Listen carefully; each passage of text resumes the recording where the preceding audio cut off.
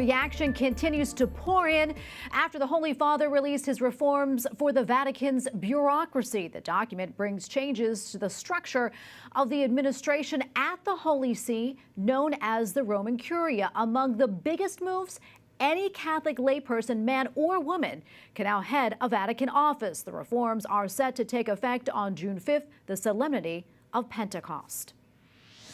Joining us now from Rome is Andreas Thonhauser, EWTN Vatican Bureau Chief. Andreas, thanks so much for joining us. Great to see you. Can you tell us a little bit more about the document and why it was released now?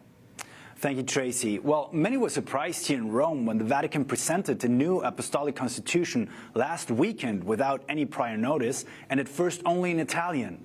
This document has been in the making for years, and its final publication coincides with the 9th anniversary of Pope Francis's inauguration. It replaces the previous Pastor Bonus, the constitution which has been in place since 1988 and adapted by Pope Benedict XVI and then Pope Francis himself. This document will affect the Church not only here in Rome, but around the world. That is why there was a big surprise that there has been no information ahead of the publishing.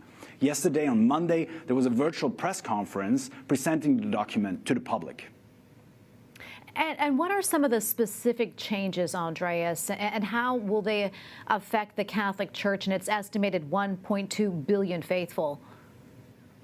Well, I would say there are three main things. The role of laypersons in church leadership, the focus on local bishops' conferences, and the emphasis on evangelization.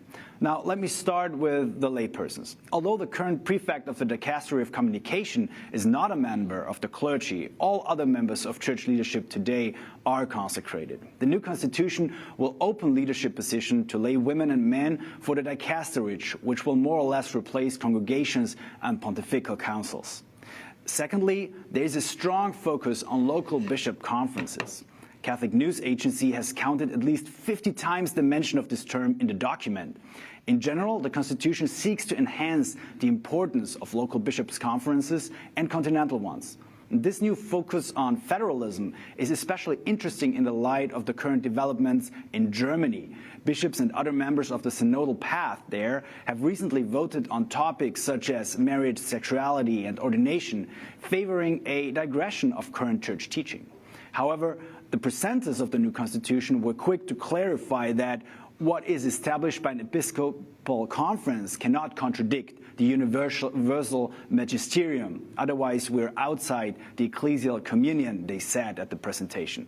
And thirdly, two very important departments of church leadership will be united. The Congregation of Evangelization of the Peoples, formerly known as Propaganda Fide, and the Pontifical Council for Promoting the New Evangelization, hence the name of the document, Preach the Gospel. The Pope himself will preside over the newly formed dicastery for evangelization. This can be interpreted as a particular focus on outward-oriented evangelization, going towards the people. For anyone who wants to understand better what was changed and how, I recommend to read up on it on CatholicNewsAgency.com, where my colleague Courtney Maris put together a good overview on the changes. And Andreas, before I let you go, I understand today is another Roman Nights event at the Vatican Bureau that's hosting it. Can you tell us a little bit more about that? Sure, Tracy. I'm here at the Palazzo Orsini, a few meters away from the Tiber River in the center of Rome, at the invitation of the ambassador of the Order of Malta.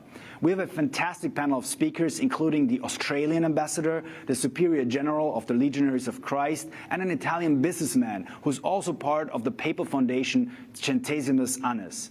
We'll discuss the topic of leadership and the Church. You see, this is very fitting with the new Apostolic Constitution we just discussed. The main questions for us will be, how do you become a good leader? What is good leadership? And what can we learn from the Church about leadership? We'll have a summary of the evening in next week's Vaticano show, and also the full discussion online on EWTN's social media channels. Well, Andreas, thank you so much for your time today and speaking with us. We really appreciate it. Thank you, Tracy.